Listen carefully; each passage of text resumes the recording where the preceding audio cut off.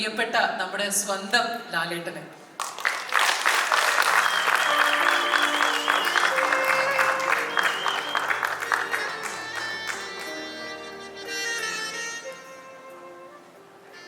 Good evening. എല്ലാവർക്കും നല്ലൊരു സായനം നേരുന്നു. നമസ്കാരം.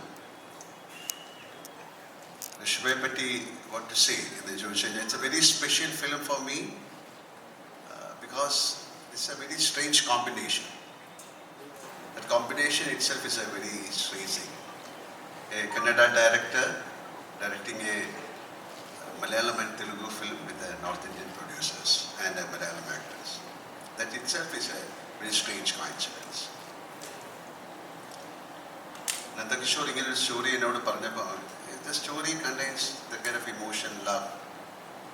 അതൊരു നോർമൽ സ്റ്റോറിയെക്കാളും വളരെ ഡിഫറെൻ്റ് ആയിട്ട് I felt some kind of difference in the story. Then we started the film. Of course, we had a lot of problems in between to make this film happen.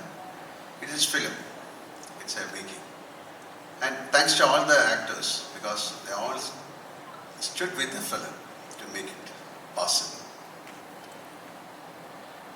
ഞാൻ ഒരുപാട് സമയമെടുത്തു ഈ cinema shoot ചെയ്യാൻ because ഈ സിനിമയുടെ ഒരുപാട് CG വർക്കുണ്ട്. ഇതൊരു സാധാരണ സിനിമയെക്കാളും കണ്ടെയ്ൻസ് ലോട്ട് ഓഫ് ഇമോഷൻസ്. ഒരുപാട് വർഷങ്ങളുടെ പുറകിൽ ഒരു കഥ പറയുന്ന സിനിമയോടാണ്. രണ്ട് കാലഘട്ടത്തിൽ നടക്കുന്നുണ്ട്. It happens in 2 eras. So we had a lot of problems, but of course this is more of an action, emotion. ഇതിൽ എഴുതി തന്നെ ഉണ്ട്. This is reborn love. ഒരു സ്നേഹം എന്ന് പറയുന്നതിൻ്റെ ഒരു വലിയ ഒരു കടൽ അതിലുണ്ട്. എല്ലാ സിനിമയുടെയും ഒരു underlying current is love. A love so strong it defines death. അപ്പം ഒരു സ്നേഹവും ജനനം, നമ്മളൊരു കുട്ടി ജനിക്കുന്നതിൽ നിന്നാണ് ഈ സിനിമ സ്റ്റാർട്ട് ചെയ്തത്. ഇതിൻ്റെ ട്രെയിലർ ഓഫ് കോഴ്സ് ഡെത്ത് എന്ന് പറയുന്നത് it's inevitable. So it's A combination of birth, love and death. It contains lot of emotions and ഒരുപാട് മലയാളത്തിന് പരിചയമില്ലാത്ത ആക്ടേഴ്സാണ്. ദാറ്റ് ഈസ് വൈ അവരെല്ലാം ഇവിടെ വന്നത്. It's a very small film in the way it's a big film. Small film എന്ന് പറയുന്നത് lot of അധികം lot of അധികം ആക്ടേഴ്സ് ഇല്ല from Malayalam. But each actor has got its own value, its own charm, and they have done it brilliantly. എല്ലാവരും നന്നായിട്ട് ആ cinema ചെയ്തിട്ടുണ്ട്. ഋഷഭയെ പറ്റി ഞാൻ കൂടുതലൊന്നും പറയുന്നില്ല. എനിക്ക് ഒരു വളരെ ഡിഫറെൻറ്റ് ഫിലിമാണ്. ഇനി കാഴ്ചക്കാർക്കും ആ ഡിഫറൻസ് ഉണ്ടാക്കാൻ സാധിച്ചു. And thanks to Nandakishore, he has done it brilliantly. And thanks to Balaji Telefilms, Connect Media and EVS. This is I cannot call this a gate crash. This is a serious thing because a lot of people can come and do films here. This is about, through this film, like she said, the entity wise we have a very small entity, Kerala, Malayalam, but it slowly started developing. Now Malayalam film means pan-Indian. You cannot call this a pan-Indian film.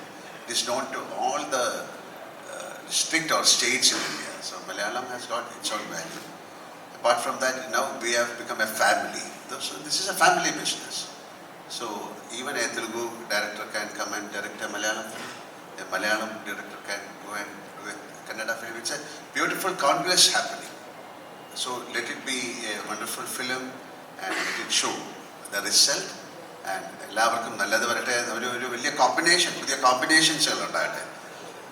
Because art എന്ന് പറയുന്നതിന് അങ്ങനെ അതിനൊരു അതിനൊരു സീക്രസിയോ അല്ലെങ്കിൽ അതിനൊരു പ്രത്യേകതയോ അല്ലെങ്കിൽ രഹസ്യമോ ഒന്നുമില്ല. It is very open.